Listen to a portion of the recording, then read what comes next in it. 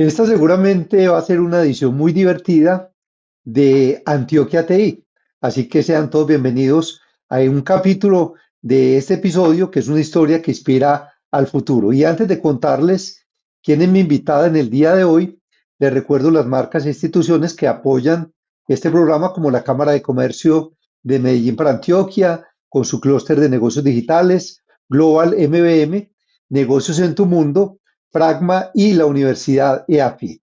Y ahora sí, que aparezca ahí mi invitada, que se trata de Cristina Toro. Cristina Toro es una de las actrices, comediantes más representativas de nuestro país y hoy vamos a hablar con ella de tecnología, de informática y obviamente de la vida, porque además es la hija de un insigne hombre que tuve la oportunidad de conocer, de saludar y que yo diría que es un ícono de la tecnología en Colombia, no solo en Antioquia, sino en Colombia. Cristina, qué rico tenerte acá con nosotros. Bienvenida.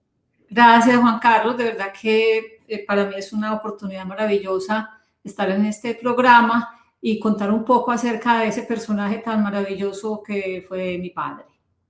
Hay que contar que este programa hace rato lo queríamos hacer porque Ricardo Toro fue un hombre insigne en la informática, en la tecnología en Antioquia y en Colombia, en la época en donde apenas estaba esto iniciando, tanto que me decías, Cristina, que es que él en ningún momento estudió eso, él fue completamente autodidacta. Exacto. Él llegó a los sistemas porque tenía una mente sistematizada también, o sea, hijo de una familia tradicional sonsoneña, que tuvo acceso como a una información y a una formación y a un interés por el estudio, por la cultura, por el arte, por la música, por ejemplo, era una gran amante de la música clásica, de la ópera, y le tocó enfrentar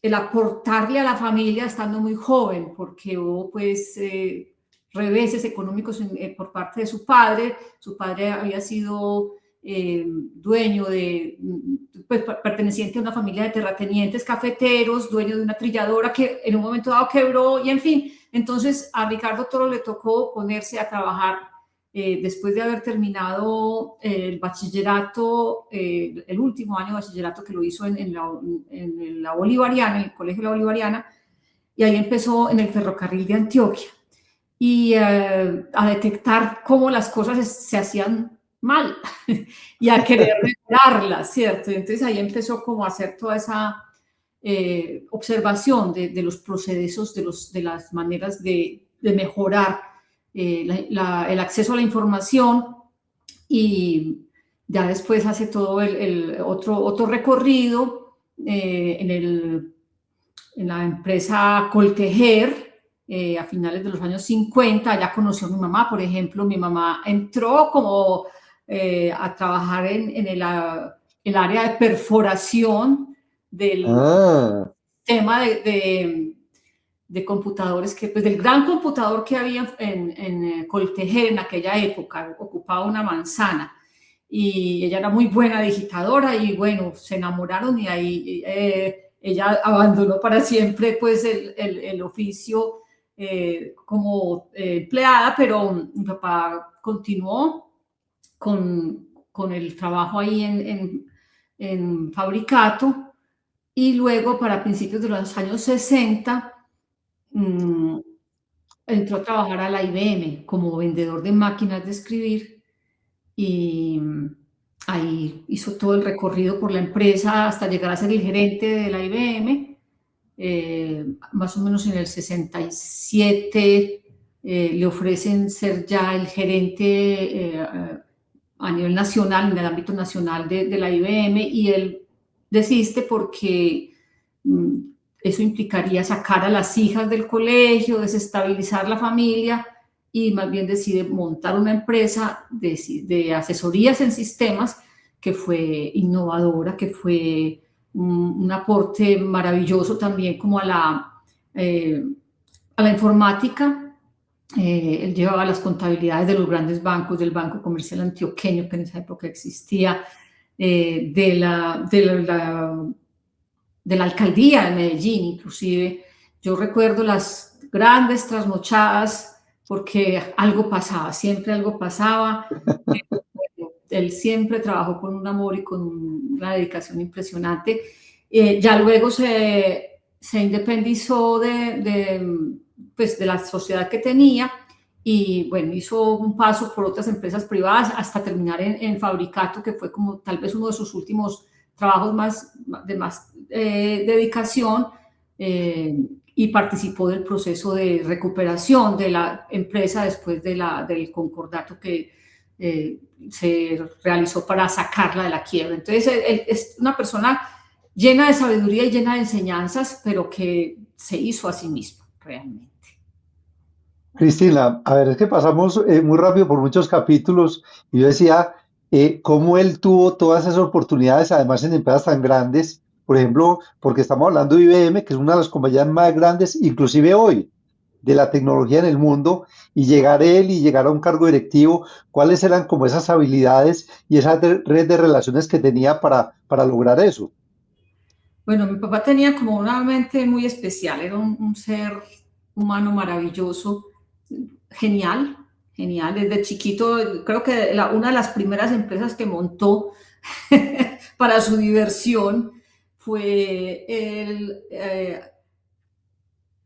era no, perdón, sobrino de uno de los fundadores de Casa Toro en Bogotá, entonces eran los Sí, importadores de los Mercedes-Benz. Entonces a él le llegó una vez de regalo un Mercedes-Benz chiquito de pedales.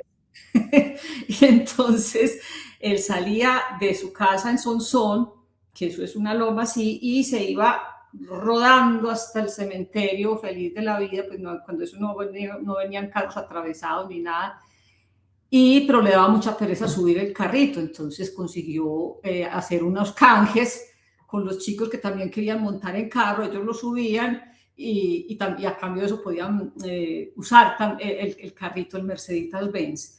Eso como para mostrar un poquito pues su genialidad estratégica, ¿cierto? Era hacia el sí. disfrute, vengan, gocemos todos, ¿cierto? Porque lo que él era en la vida fue un gocetas y gozaba mejorando las cosas, mejorando los procesos. Siempre estaba la posibilidad de hacer algo mejor.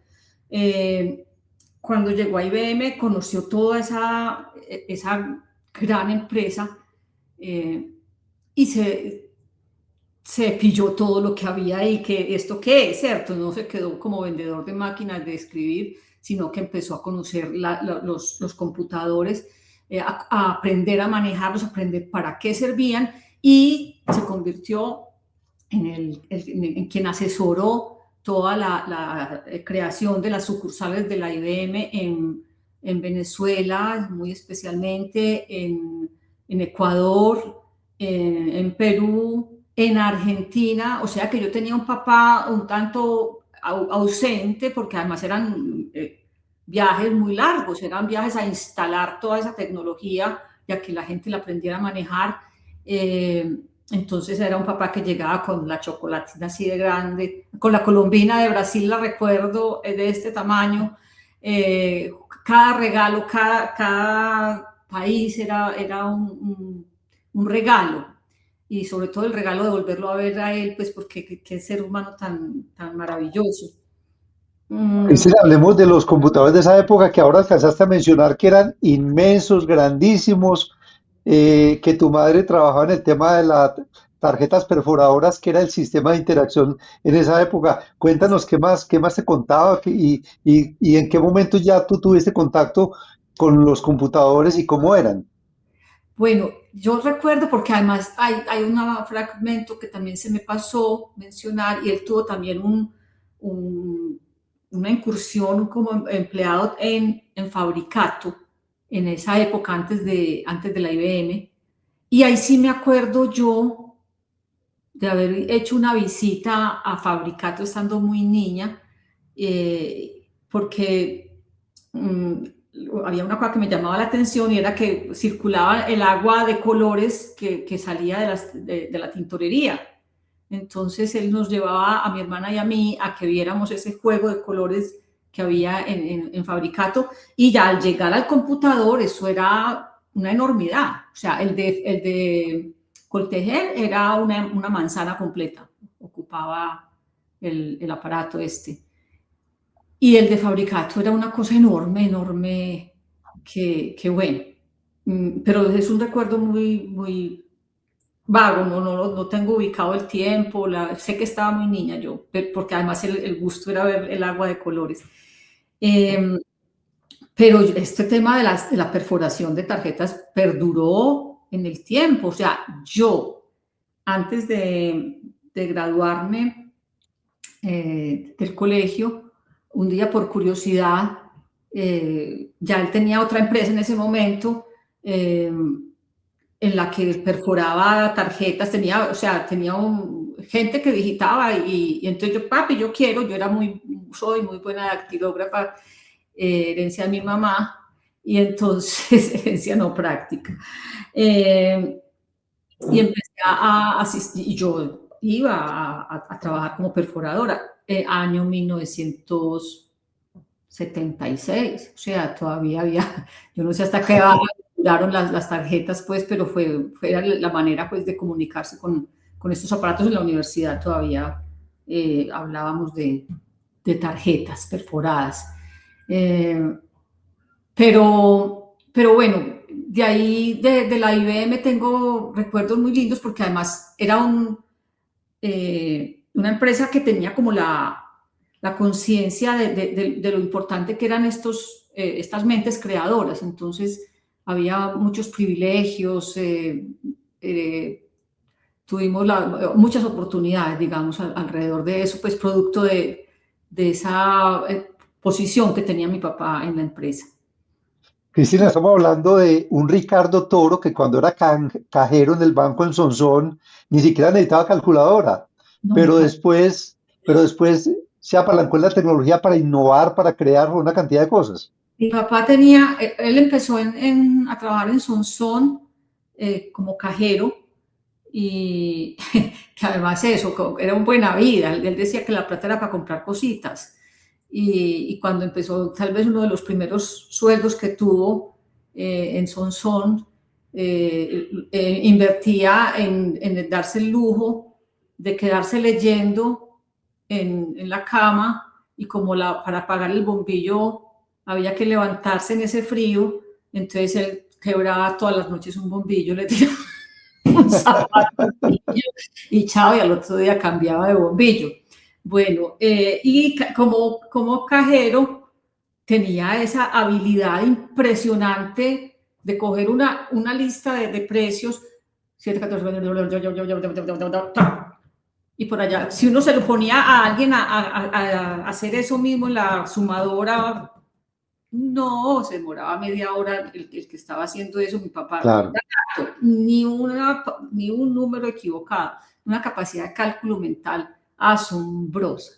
Él era una mente que se adelantaba a todas las cosas. Y yo, cuando hacíamos las funciones de teatro y él estaba en el público, era absolutamente evidente que él estaba en el público porque se reían de las cosas mucho antes de que la gente las entendiera. Era una mente privilegiada. Yo creo que eso lo percibieron todos los que tuvieron la oportunidad de trabajar con él, además de su disciplina, de su amor por lo que hacía. Tuvimos ese privilegio de encontrar la entrevista que les hace J. Enrique Ríos. Eso te iba a decir.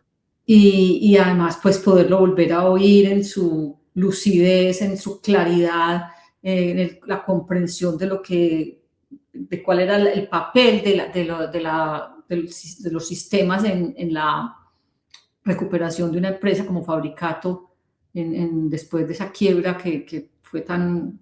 que auguraba no tener salida, y él participó, pues, de esa primera gran recuperación de una manera muy acertada a partir de su conocimiento de los sistemas y de la manera como los involucró en la operación de la empresa. Claro.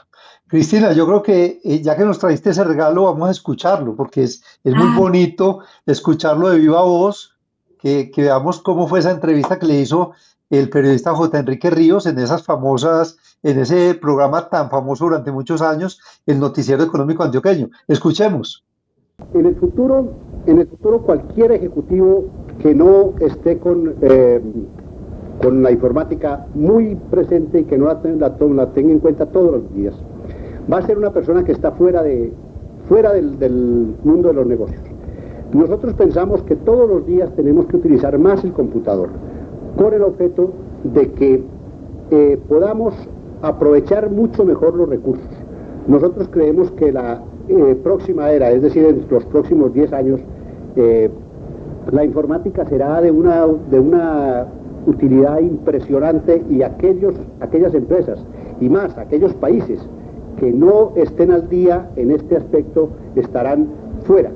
Serán países o empresas que no podrán competir, que no podrán salir del subdesarrollo, porque sin esto es imposible.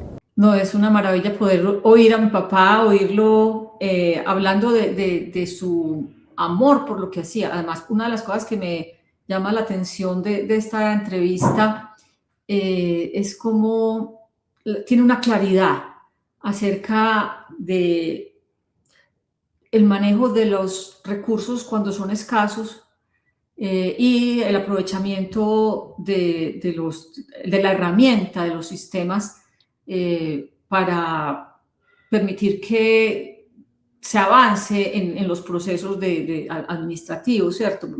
Esto de que cada ejecutivo de Fabricato en ese entonces, en un momento además de un bloqueo económico que impedía la importación de tecnología, cada ejecutivo tenía en su escritorio una pantalla a la cual tenía acceso y podía conocer el estado de la facturación, del estado de los pedidos, el estado de la cartera. Entonces era una actualización al día, al momento, que evitaba retrasos y confusiones en el proceso de crecimiento.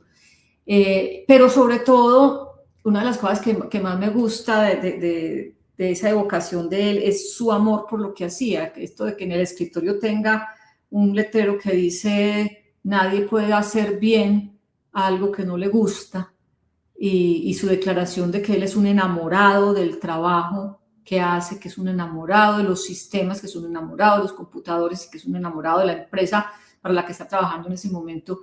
Yo creo que eso es una enseñanza a seguir, porque además es como un requisito que uno se debería poner. Si hay algo que a mí no me gusta, yo no tendría por qué hacerlo, porque es que nadie puede hacer las cosas contra su voluntad y contra su deseo. Entonces, esto de poderse enamorar de lo que uno hace, yo creo que es una gran enseñanza, es parte de todas esas filosofías de vida que él no solamente proclamó, sino que cumplió. Cuando yo me casé con Carlos Mario Aguirre en el año 1985, contra todo pronóstico de que mi papá fuera a recibir bien esa noticia, porque Carlos Mario Aguirre en ese momento pues no podría ser considerado como el ejemplo del buen partido para la hija afitense, que podría haber pensado en un camino pues diferente, ¿cierto? No meterse con un loco a hacer teatro. Y aún así él aprobó ese matrimonio, fue un aliado, y el día que Carlos Mario le dijo en la iglesia, al fin, después de la ceremonia, le dijo: Ricardo, no te vamos a traicionar. Y él dijo: con tal de que no se traicionen a ustedes mismos. Eso es ¡Qué belleza! bastante. No, es que era un sabio. Uy, por Sabio. Dios. La plata es para comprar cositas, así sencillamente. Bueno, y esa historia pues tiene muchas cosas bonitas, pero también tiene cosas difíciles. Hay momentos, bueno, cuando ya se sale de la IBM con honores, pues porque fue un retiro a decir: yo emprendo otro camino, y empieza a asesorar todas estas empresas. Fue un trabajo bastante complicado, de mucho trabajo, de mucha dedicación. Estaba pues con su socio de entonces, con quien tuvieron un largo periplo. Después hubo ahí una... ¿Cómo se llama ese socio, Cristina? ¿Te acuerdas? González, Julio González. Julio González. Y con él hicieron pues contratos, convenios pues, y asesorías para empresas muy importantes. ¿Y cómo era el nombre de la empresa? Se llamaba TIG, Toro y González. Ah, bueno. Limitada. Siempre tuvo lugar para su familia en medio de todo esto, ¿cierto? A pesar de sus ocupaciones. Yo me acuerdo que yo llegaba del colegio y llamaba a la secretaria, ¿qué hay, Lía? ¿Cómo estás? Y ella siempre contestaba, bien, gracias, y tú, y yo, gracias. Bueno, y mi papá está, sí, ya se lo paso. Estuviera donde estuviera, hablando con quien estuviera, él estaba disponible. Sí. Y después de esto fundó Datex, que ya era, pues, digamos, el mismo perfil de empresa de asesorías, pero sin el socio. Y después de esto se le metió una de las grandes ideas que tuvo, porque mi papá era un visionario, por ejemplo. En algún momento dijo,